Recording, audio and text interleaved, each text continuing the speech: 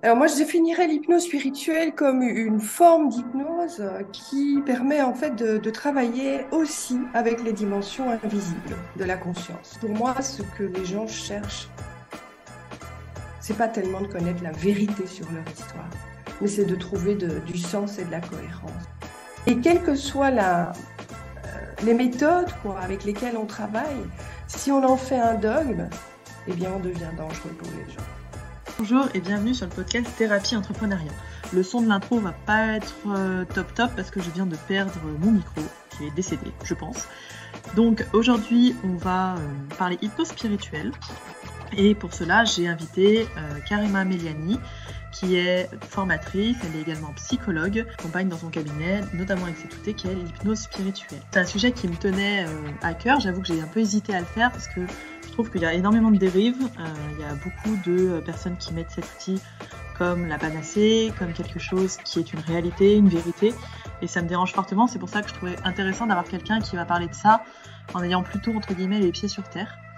Donc ça permet de mettre quelques limites à l'outil et à son utilisation. Et puis de se rappeler que c'est qu'une théorie, un modèle et que c'est qu'une façon de penser. Je vous souhaite une bonne écoute. Salut Karima, ravie de t'accueillir sur le podcast et merci d'être là surtout. Salut Anna, merci. Donc toi Karima, si je te présente rapidement, nous on s'est rencontrés sur une formation où il y avait Pank qui est venu. Ouais, Une des super formation. formations que j'ai organisées Ouais, avec c'est ça. Pink, ouais, en C'est ça, tu Belgique. l'as organisé en Belgique. Donc, on s'était fait le voyage avec François, histoire d'aller vous rencontrer tous, parce que j'étais à un moment que je te suivais aussi sur le groupe Hypnosanté. Donc, toi, tu es psychologue Mhm. et tu as l'hypnose comme outil dans ta boîte à outils, si je ne m'abuse.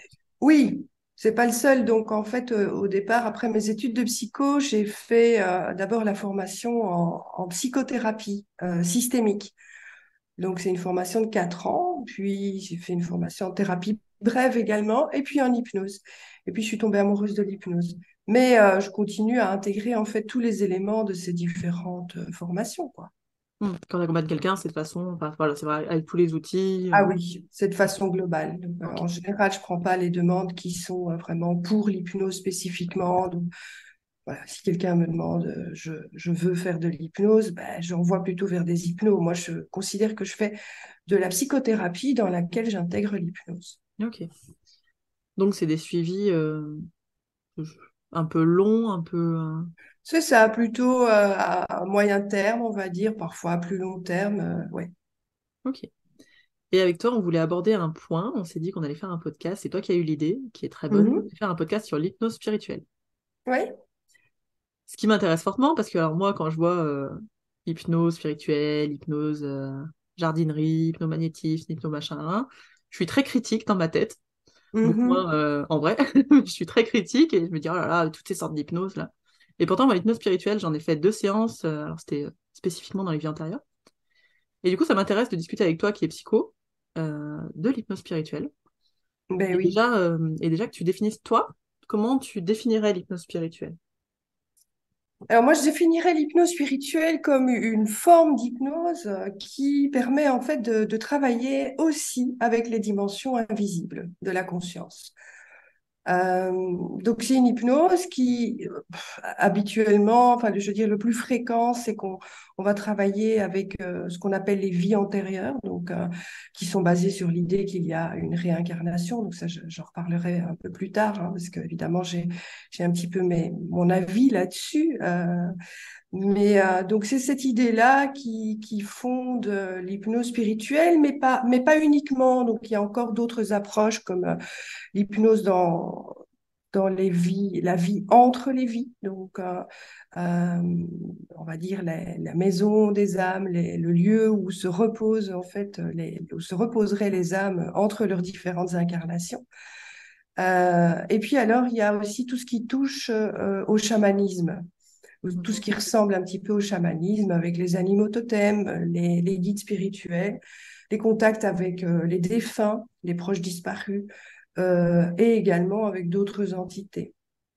Donc voilà, ça, l'hypnose spirituelle, pour moi, elle rassemble tout ça, même si Ben, moi, j'ai appris un petit peu toutes ces méthodes-là dans des formations qui étaient chacune consacrée à un thème bien précis. Et moi, je considère que tout ça, finalement, fait partie de la même chose. Et donc, dans ma méthode à moi, finalement, on explore tout ça lors d'un protocole, d'une séance qui intègre le tout. Et que, voilà, et que j'appelle hypnose spirituelle. Et qui touche un petit peu à tous ces différents domaines. Donc, quand tu dis dimension invisible de la conscience, tu parles de... C'est quoi les dimensions invisibles? Alors, les dimensions invisibles de la conscience, ben, c'est ce qui n'est pas tangible et dans cette réalité-ci. C'est ce qui se trouve de l'autre côté du voile, comme on pourrait le dire. Donc, en fait, c'est l'idée que la conscience, elle ne serait pas forcément un produit de notre cerveau. Qu'est-ce que Mhm. la conscience en réalité? Est-ce que c'est un élément du fonctionnement cérébral? A priori pas. A priori, c'est quelque chose qui dépasse le fonctionnement cérébral. Et donc, à partir du moment où la conscience n'est pas juste un produit du cerveau, n'est pas incluse dans le cerveau, eh bien, cette conscience continue en fait sa vie, elle continue à exister après que le corps et que donc le cerveau également soit mort. Hmm. Alors, je vais te poser des questions Voilà. de la meuf très terre à terre, hein. Oui, vas-y. Désolée d'avant. Est-ce qu'on a des preuves de ça? Est-ce que tu as eu des recherches là-dessus, des choses qui pourraient nous faire dire, en effet, c'est pas juste un produit de notre cerveau, comme tu dis. Alors, il y a des recherches qui sont actuellement réalisées dans différents domaines. Donc, Ok. dans le domaine de la physique, par exemple, de plus en plus de physiciens travaillent sur la notion de temps et d'espace. Et voilà, et également sur la conscience en fait en parallèle. Donc avec l'idée que le temps, l'espace n'existe pas et que les consciences ne sont pas, il n'y a pas de séparation dans la matière et que donc quelque chose qui nous relie à un autre élément, à une autre personne qui se trouve parfois à des milliers de kilomètres, c'est possible en fait, et c'est la conscience, et que donc cette conscience dépasse la notion de temps, la notion d'espace et toutes ces limites-là. Donc il y a les recherches dans le domaine de la conscience, mais de plus en plus, il y a aussi des recherches dans le domaine médical. Par exemple, il y a des médecins qui observent ce qu'il se passe avec des patients qui quittent en fait leur enveloppe physique, hein, donc qui meurent. Euh, et qui, en fait, reviennent parfois et expliquent ce qu'ils ont vécu durant ce laps de temps. Et donc, on a en fait avec ça plein de témoignages sur ce qui s'est passé durant cette période-là, durant cette période de mort cérébrale, de mort du corps. Et donc, C'est enfin, c'est ce les qu'on EMI, appelle quoi. les expériences de mort imminente. Ok. Euh, alors là aussi, en fait, hein, tout ça peut être remis en question.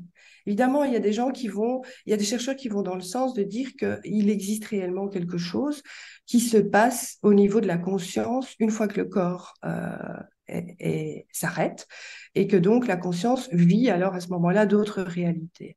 Et donc, ces chercheurs-là, évidemment, posent l'hypothèse d'une subsistance de l'âme après la mort. Puis d'autres chercheurs, euh, en psychiatrie par exemple, expliquent que il s'agit en fait d'un état du cerveau qui serait expliqué par des hallucinations, par des phénomènes qui se produisent dans le cerveau au moment où le passage vers l'extinction, on va dire, des neurones se fait.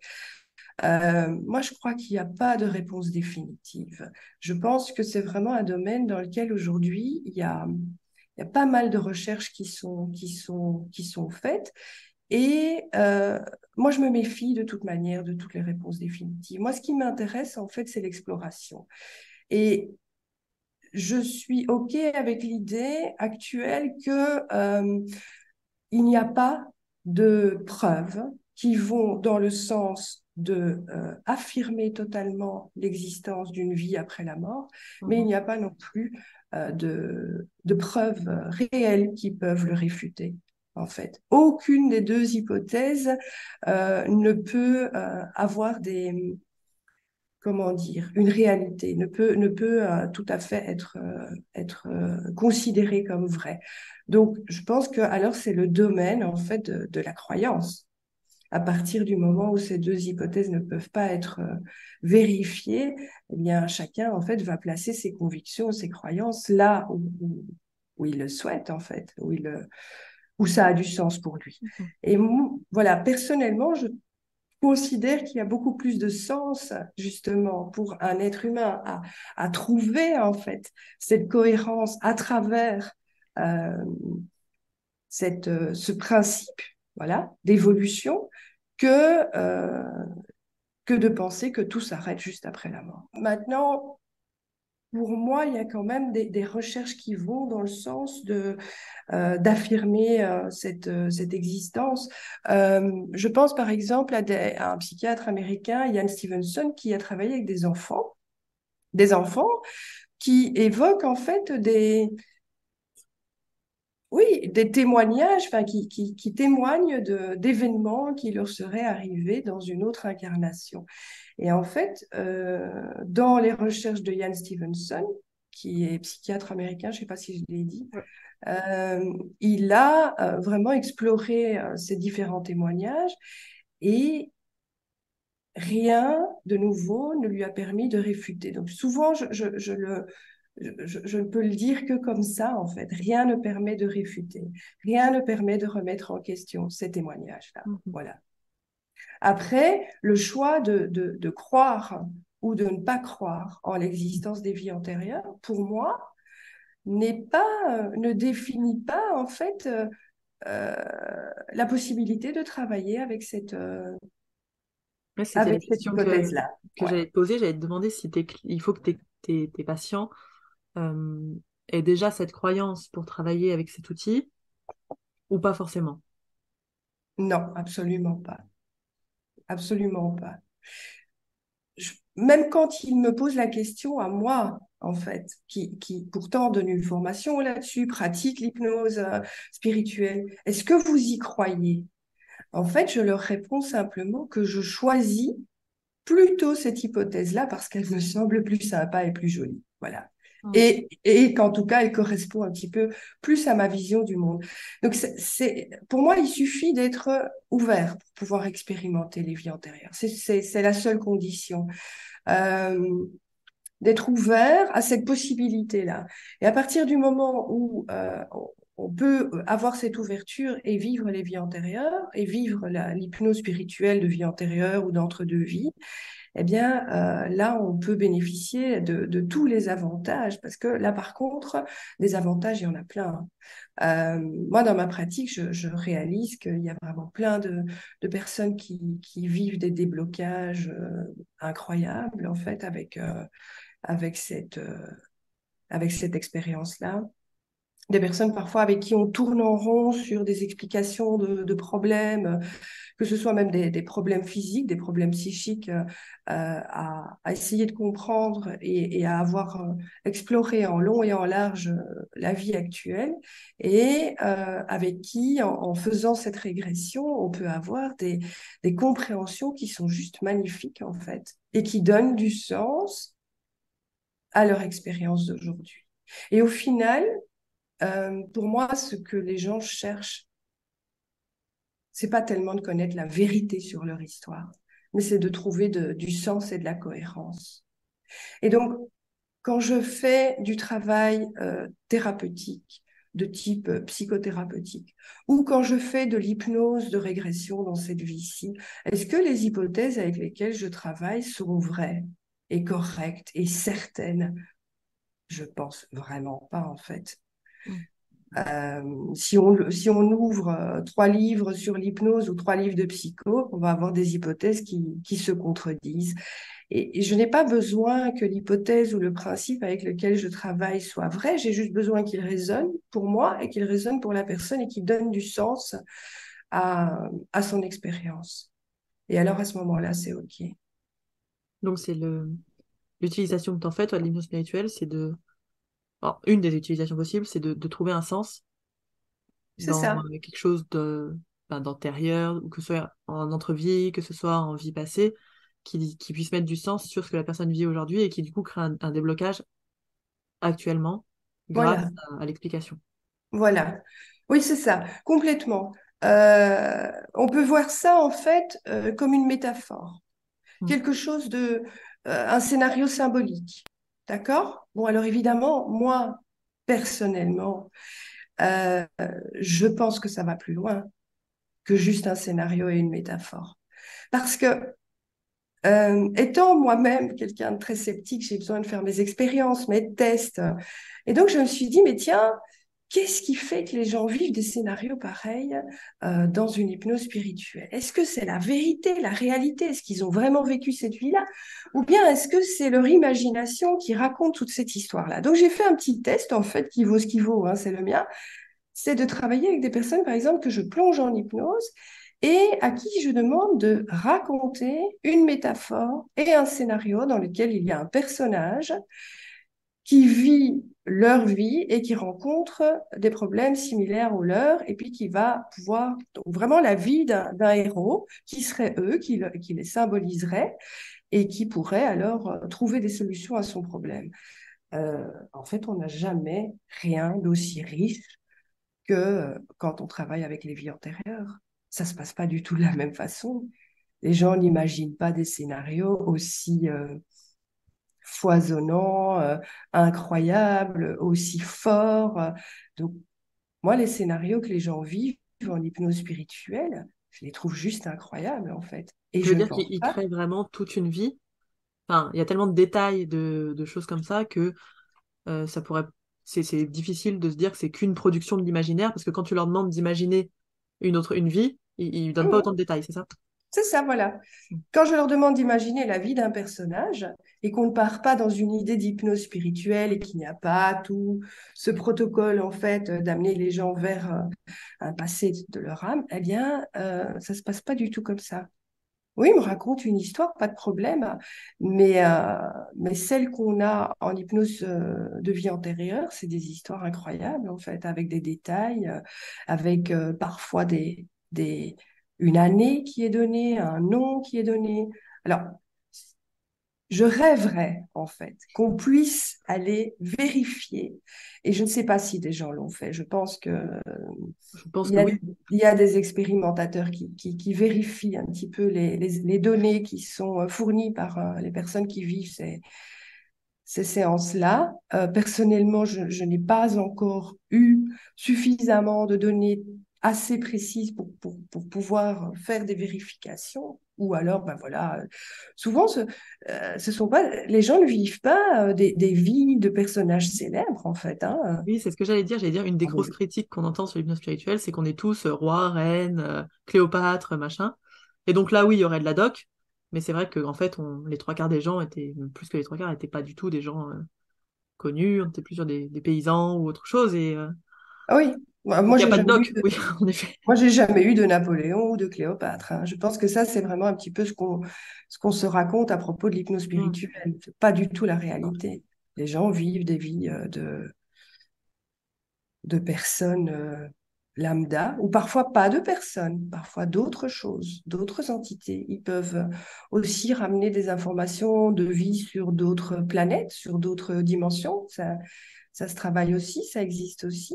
Et en fait, au final, de nouveau, là, peu importe en fait le personnage dans lequel la personne se retrouve, mais les expériences qu'elle vit dans ce personnage, eh bien, c'est qu'elle a besoin de les vivre pour débloquer certaines choses de sa vie d'aujourd'hui.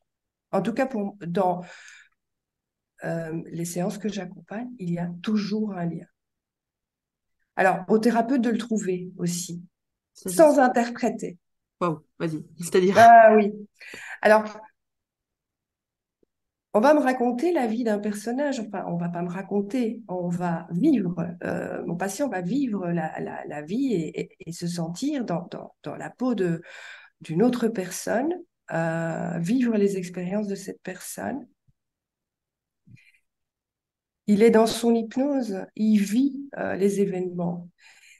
Mais moi, j'ai ce regard externe qui me permet en fait à la fois d'entendre ce qu'il vit et de le suivre et de simplement poser des questions sans interpréter, mais également d'avoir l'autre problématique, celle d'aujourd'hui, qui est là dans ma tête, hein, et par moments de sentir que des connexions sont tout à fait possibles, en fait, entre les deux histoires.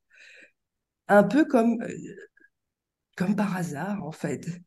Comme par hasard, l'histoire passée euh, n'est pas la même, c'est pas les mêmes protagonistes, c'est pas les mêmes environnements, mais la problématique qui existe à ce moment-là répond en fait à un lien direct avec la problématique d'aujourd'hui. Et ce n'est pas moi qui le trouve, hein, c'est les gens qui eux-mêmes, à un moment de l'hypnose, me disent ah mais ok, ah mais j'ai compris en fait. Mm.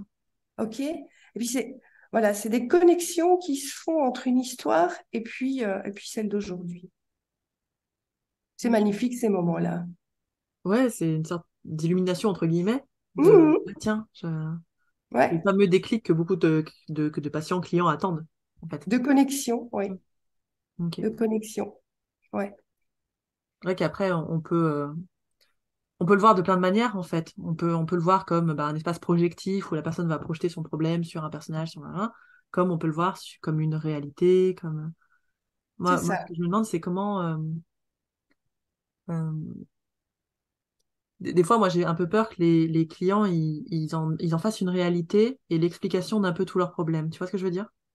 Oui, je pense que c'est dangereux dans les deux cas et que le thérapeute a comme devoir vraiment déontologique de d'informer son client, son bénéficiaire, que c'est ni une réalité tangible, certaine, euh, de la même manière que quand je fais une régression à la cause dans cette vie-ci et que la personne retrouve un souvenir traumatique, je l'informe, même si elle ne me pose pas la question, que je ne peux pas lui affirmer qu'il s'agit d'un souvenir réel.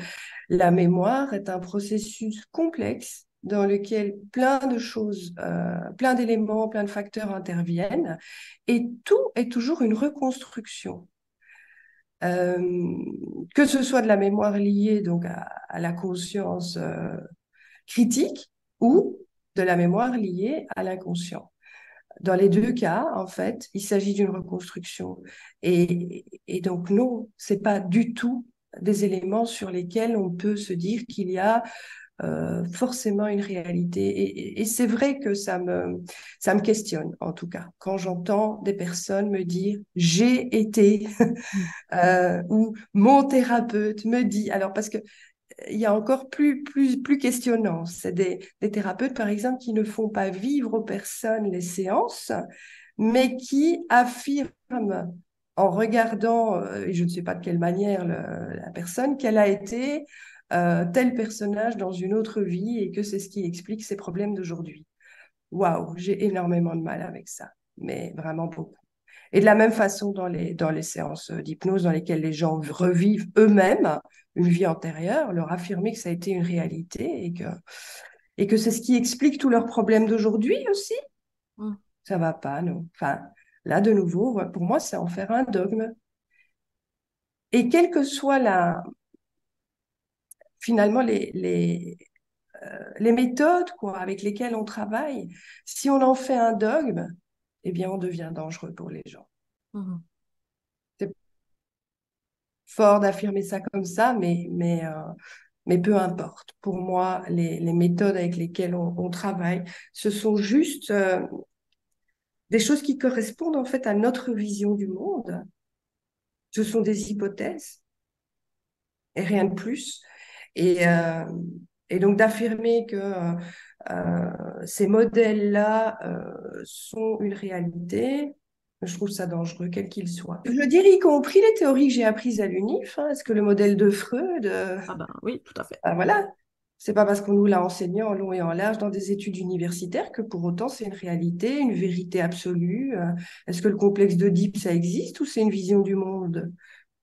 C'est un modèle. Ça me permet de structurer ma pensée, Mm. mais rien de plus en fait. Et puis c'est toujours intéressant aussi de voir comment la personne a vécu cette vie antérieure, enfin, ce qu'elle en rapporte aussi dans le présent. Oui. Quelle projection elle fait là-dessus, comment elle explique tout ça, les liens qu'elle fait, comme tu disais. Ah oui, mais c'est ça, ça n'a aucun autre intérêt que de régler les difficultés, les problèmes, ça peut être des phobies aussi de la vie actuelle. Le tourisme de vie antérieure, je ne fais pas ça, hein, ça ne m'intéresse pas. Moi, je Tourisme, travaille ça, mais le oui, tourisme de vie intérieure, j'aime beaucoup. mais oui. Alors, ça peut être rigolo, pourquoi pas, Oui. voilà, mais alors, c'est pas dans le cadre de mon travail thérapeutique. En tant que psy, dans mon travail, ça a un but, c'est de trouver aujourd'hui un sens ou de débloquer des difficultés, mais ce qui revient finalement au même, c'est de retrouver un sens, une unité, une cohérence qui puisse Mm. expliquer des problèmes et puis aider à avancer surtout. Aider à avancer. Parce que beaucoup plus que les explications du pourquoi, c'est vraiment aussi comment aujourd'hui pouvoir se libérer de toute cette charge passée. Donc il y a un moment qui est aussi très important dans le revécu d'une vie antérieure, euh, parce que je vais plus loin que la vie antérieure, hein. On passe à l'entre-deux-vie et puis il y a encore d'autres expériences qui se vivent. Mais au moment où la personne quitte la vie antérieure, il y a le moment de la mort et c'est un moment vraiment crucial parce que cette personne va quitter cette incarnation-là et repartir en fait avec les leçons, les apprentissages. Et puis, débloquer aujourd'hui ce qui pourrait avoir été bloqué, en fait, les mémoires qui n'ont plus de sens, les pactes, les vœux, enfin, tout ce qui reste comme énergie bloquée dans ce passé symbolique, eh bien, on prend le temps de le débloquer. Et ça, c'est super intéressant aussi, de permettre de laisser dans le passé ce qui appartient au passé. Est-ce que concrètement, tu peux donner un exemple de séance comme ça? Parce que moi, du coup, Ouais. je pense à mes séances que moi j'ai fait, et en effet, j'avais vécu une vie, et puis il y a eu la mort. C'était horrible ce passage. Donc, peur Mhm. de la mort, panique, et voilà. Et après, on a beaucoup travaillé l'entre-deux-vie, plus que finalement la vie qui était assez courte, celle que j'avais vécue. Enfin, que j'avais vécue. Oui. Bah, je vais te donner un exemple. Quelqu'un qui voulait travailler sur les aspects psychologiques de ses allergies. Elle avait l'intuition qu'il y avait des raisons, pas uniquement physiques aux allergies, et ça, je le conçois tout à fait, hein, je veux dire.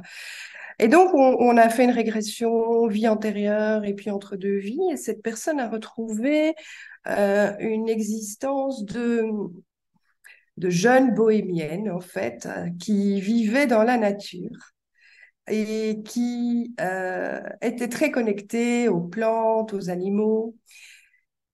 Mais par contre, qui avait un grand problème de sociabilité et qui vivait en fait coupée, recluse dans la forêt. Et donc avec une grande souffrance par rapport à cet aspect asocial qui faisait partie de ce personnage. Bon. Et donc on termine les différents moments de cette vie-là et on arrive au moment de la mort. Alors, comme tu le disais tout à l'heure, la mort, ça peut être un moment difficile. Maintenant, il y a vraiment aussi à aider la personne à ne pas se connecter aux émotions, à se déconnecter, à se dissocier des émotions du moment de la mort. L'idée, c'est pas de revivre le trauma de la mort, ça n'a aucun intérêt. Par contre, à ce moment-là, juste après avoir quitté le corps, on peut retirer les leçons de cette vie-là. Donc, une question importante, c'est quels sont les apprentissages, quelles sont les leçons à tirer de cette vie-là et se rend compte, en fait, que elle avait vécu avec beaucoup de regrets le fait de ne pas avoir une vie sociale et elle avait cette colère qu'elle associait, en fait, à ce qui l'empêchait d'avoir une vie sociale, c'est-à-dire son amour pour les animaux et son amour pour les plantes. Et là, elle me fait tilt. Et elle me dit, OK, et dans cette vie-ci, je m'occupe des humains, et par contre, mon corps rejette par les allergies, les plantes et les animaux. Et elle fait en fait une... Ah ben oui. Et donc, elle fait une sorte de reconnexion à ça, de nettoyage aussi de cette vie-là dans laquelle, OK, elle se nettoie de ses regrets, il n'y a pas à regretter, elle peut repartir en fait pure et nettoyée finalement de cette vie-là, puisque l'idée c'est que l'âme qui quitte le corps va rejoindre des dimensions divines, et donc dans ces dimensions-là, elle se nettoie, elle est pure et elle n'a pas besoin de garder la charge du passé. Et donc voilà, elle a pu effectivement se libérer de ça. Et dans la réalité, ce que ça a donné, c'est que c'est quelqu'un qui prenait, par exemple, des antihistaminiques tous les jours. Elle n'avait plus besoin de ces antihistaminiques. Donc il y a eu un déblocage euh, qui s'est fait par ce revécu-là et par le nettoyage en fait des mémoires de cette vie-là. Alors, voilà, maintenant, la précaution, hein, c'est que, ce que je viens de parler d'un problème physique, c'est que je ne travaille jamais sur des problèmes physiques sans qu'il y ait un suivi médical à côté, hein, clairement. Je veux dire, là, soyons clairs là-dessus, mais ça, c'est vrai aussi dans mon boulot de psy ou dans mon boulot de thérapeute en hypnose, quoi, d'accord? Donc, cette personne était suivie pour des allergies qui étaient avérées, reconnues, traitées, mais elle avait besoin d'une compréhension supplémentaire et ça lui a permis ça. Et puis surtout de laisser derrière elle ce qui n'était plus nécessaire dans sa vie d'aujourd'hui. Comment tu choisis à un moment d'utiliser ça? Parce que je me dis, bon, on pourrait tout expliquer par un problème dans une vie antérieure ou un... Je me dis, Alors, ça a l'air d'être fou quand même les résultats. Moi, tu me donnes un truc comme ça, un outil comme ça, je me dis, je le fais à tout le monde, quoi. non, c'est pas du tout la panacée universelle, pas du tout. Il y a des déblocages, il y a des choses très intéressantes qui se déroulent, mais s'il n'y a pas de changement derrière, s'il n'y a pas de prise de conscience et de travail sur soi, ben non, ça règle rien du tout, hein. Enfin, c'est comme le reste, hein. Mm. Je veux dire, c'est des moments de déclic, de prise de conscience, mais après, il faut bosser, hein. Et sinon, enfin, c'est pas une baguette magique. Euh, et donc, moi, je vais proposer ça quand on a déjà travaillé plein d'autres choses et qu'il reste voilà, qui me semble que ça pourrait amener quelque chose de supplémentaire parce qu'on a déjà exploré et qu'il reste des choses qui ne s'expliquent pas ou qui ne se débloquent pas ou qui ne trouvent pas vraiment de réponse. Alors, je vais proposer ça. Mais aussi, en tout cas, j'ai besoin qu'on me connaisse bien pour proposer ça. Parce que j'ai besoin aussi que, justement, les gens n'aillent pas penser que je leur offre une baguette magique. C'est pas ma manière de travailler et je ne souhaite pas du tout amener ça par cette pratique. Donc, quelqu'un qui me contacte pour faire les vies antérieures, Mm. à moins d'avoir un travail solide en thérapie derrière soi, par d'autres approches et chez d'autres, il n'y a pas de problème. Et si je vois que dans ce cas-là, la personne a quand même un certain recul et ne vient pas chercher alors l'explication miraculeuse à tous ces problèmes, ça va être OK. Mm. Ou alors quelqu'un qui a un travail avec moi thérapeutique et qui peut prendre de la distance et relativiser les informations obtenues. C'est intéressant, c'est pas quelque chose que tu proposes de prime abord, en fait, au final. Non, non, non. Parce que de nouveau, je pense que il faut vraiment comprendre que ce n'est pas la panacée universelle, en fait. Ce n'est pas la baguette magique de l'hypnose. Mm. Il y a des gens qui viennent parfois vers moi en pensant ça. Parce qu'ils ont entendu que ça y est, avec les vies antérieures, ils vont régler tous leurs problèmes. C'était, c'était la technique qu'ils cherchaient dans leur vie. Et là, ils ont lu un truc là-dessus. Et maintenant, ça va être génial parce qu'ils auront tout compris et, euh, et ils pourront régler toutes leurs difficultés. Parce que non, ça fonctionne pas du tout comme ça. Ok, donc toi, tu formes là-dedans. Oui, Logique. C'est ça? oui, C'est une formation oui. de combien de temps? C'est une formation que je donne en 4 jours, mais pour des hypnos qui ont déjà une formation. de base, au minimum, une Ouais. bonne formation en hypnose. Oui. Donc, c'est un outil intéressant à avoir dans sa boîte à outils. Oui, voilà. Et puis moi, je suis contente de pouvoir enseigner ça euh, parce qu'en parallèle, j'ai besoin de transmettre toutes ces précautions-là. Je Mhm. les ai, je les ai moi-même pas toujours entendues dans des formations. Et, euh, et ça me choque.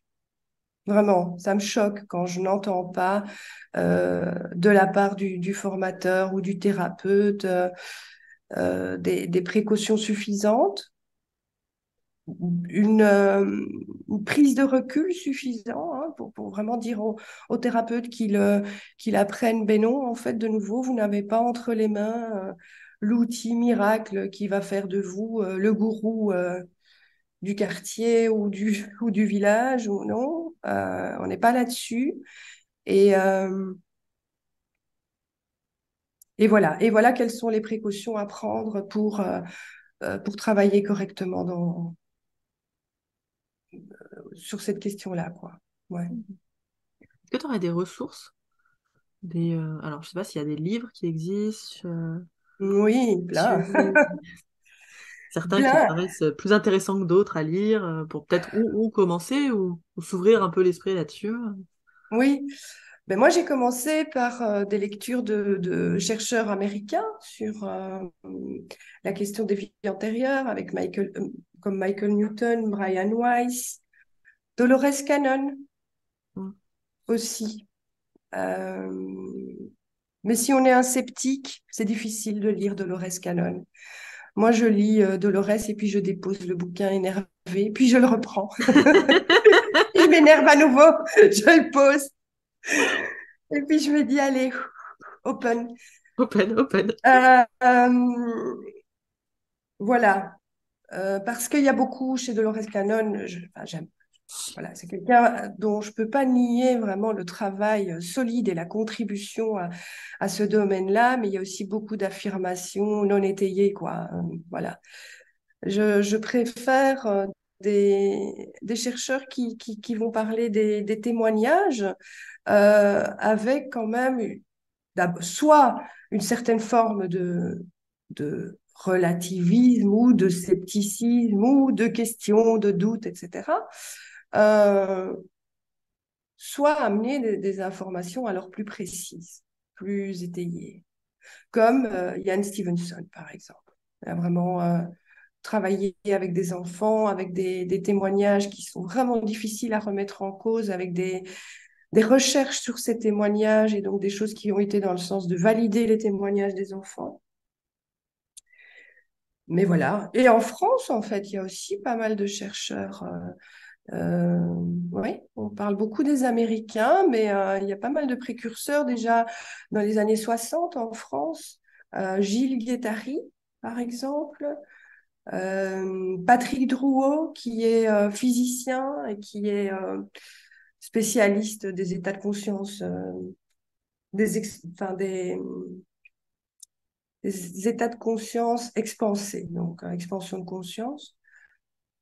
Euh, qui je pourrais citer encore voilà, pour moi, c'est les principaux. Ah ben oui, alors évidemment, il y a Jean-Jacques Charbonnier, qui est médecin urgentiste et qui a assisté à pas mal de pertes de patients, de décès dans son travail et qui a développé en fait toute une approche suite à ses convictions, à ses observations et aux différents témoignages qu'il a reçus sur des expériences de mort imminente, qui a développé sa théorie sur la conscience neuronale, non, intuitive extraneuronale. Donc l'idée que la conscience n'est pas un produit du cerveau, mais qu'elle dépasse les limites du corps et du cerveau. Mhm. Ok. Je note toutes ces petites, Mhm. toutes ces infos, dans la description.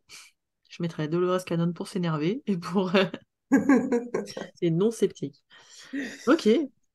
Est-ce que tu avais d'autres infos à faire passer sur ce sujet? Oui, bah, je voulais aussi dire que la raison pour laquelle moi je suis arrivée à ça, bon, déjà c'est ma passion pour l'hypnose et puis pour l'apprentissage et puis pour l'humain, ça c'est clair. Mais il y a aussi le fait qu'avec les outils psy classiques, on ne peut plus faire face à la diversité de l'humain aujourd'hui. Il y a tellement de de diversité, oui, de personnes qui vivent des expériences qui sont spéciales, qui sont particulières. La sensibilité augmente. Il y a des gens, par exemple, qui évoquent vivre des expériences de télépathie, de voyage de conscience, etc.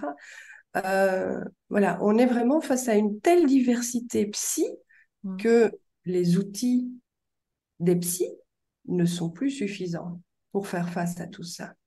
Ou alors, on passe son temps à catégoriser les gens en schizophrénie et à partir du moment où ils ont des expériences particulières ou une sensibilité particulière, eh bien, ça correspond en psychologie classique à des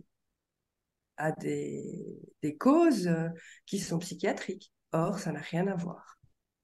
C'est Ça n'a marrant parce rien qu'on à a eu la discussion hier dans une hotline, là, dans le programme. C'est quand, à quel moment on fait la différence entre un trouble psy et quelqu'un qui aurait des expériences comme ça, bah, de médiumnité ou je sais pas, tu vois. voir. Et à quel moment on se dit, tiens, là, on est sur un trouble psy et non, on va pas partir et nourrir le délire, entre guillemets. Tu vois ce que je veux dire? Oui. Ouais, je pense que le débat pourrait être long à ce sujet-là, hein, mais moi je pense que le délire, en fait, c'est beaucoup plus large que ce type d'expérience. Quand des gens vivent des expériences qui sont précises, qui sont ramenées de manière construite, non délirante justement, et qui correspondent même pas forcément à leur vision du monde, qui sont parfois, même eux, ne les comprennent pas. Euh, mais non, on n'est pas dans de la psychiatrie à ce moment-là, pas du tout, quoi. Mais effectivement, si on doit prendre uniquement les outils classiques psy, bah oui, ça correspond à ça. Mm. Mais c'est faux. C'est totalement faux. Et moi, j'ai parmi mes patients des personnes qui ont été catégorisées dans dans des troubles psy. En réalité, j'ai un exemple d'une patiente en tête, par exemple. En réalité, elle a vécu des expériences chamaniques sans le savoir, sans savoir même que ça, sans avoir jamais eu aucune information sur le chamanisme. Mais elle évoquait en fait des contacts avec un animal totem suite en fait à une transe qui a été réalisée par quelqu'un. Elle ne savait pas qu'elle était en transe, mais elle avait ce vécu, cette expérience-là. Et quand elle en avait parlé à son psy précédent, eh bien, voilà, il était parti de l'hypothèse qu'elle était schizophrène et je connaissais le psy et d'ailleurs, enfin, c'est comme ça que je l'ai su, hein, parce que la patiente m'a juste dit qu'elle avait l'impression que son psy ne la croyait pas, Mm. mais lui m'a dit, mais je pense que la patiente est schizophrène. J'ai vu cette patiente pendant 2 ans, elle n'était pas du tout schizophrène. Elle avait vécu cette expérience-là sans être du tout une patiente délirante, elle était complètement construite, voilà. Enfin, c'est fou parce que ça amène plein de questions sur ce qu'on fait en psychiatrie, etc. Donc c'est Mhm. intéressant. Oui, c'est intéressant. Et je pense que c'est vraiment nécessaire que les psys s'ouvrent. Et heureusement, ils s'ouvrent de plus en plus. Je vois de plus en plus de psys qui travaillent également avec les vies antérieures. Mm. Certains qui ajoutent cette notion, comme moi, en tout cas, du fait qu'on travaille sur du symbolique, au minimum. C'est juste le minimum.